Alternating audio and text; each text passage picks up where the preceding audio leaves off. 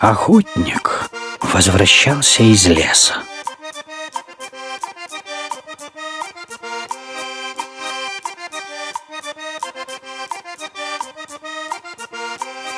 Не сумев ничего добыть, шел с поникшей головой.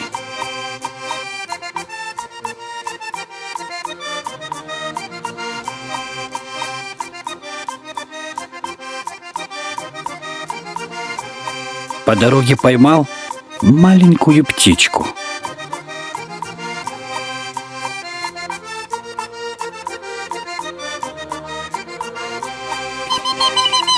Отпусти меня!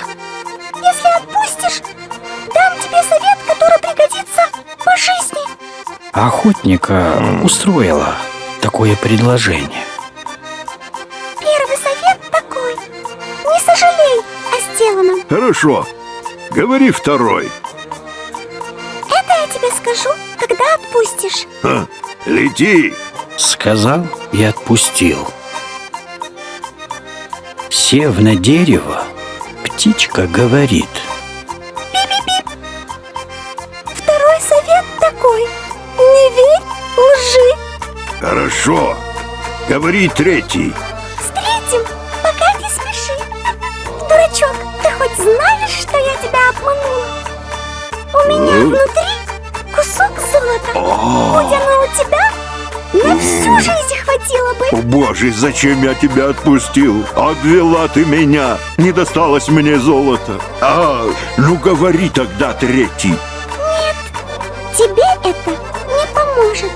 Я сказала 2, ты сразу забыл. Сказала, не жалей о содеянном. Но ты тут же пожалел, что отпустил меня.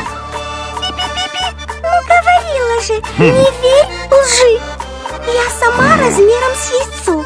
Как у меня внутри может поместиться столько золота? Ты недостоин другого совета. Сказав это, птичка улетела. А охотник с поникшей головой вернулся в село.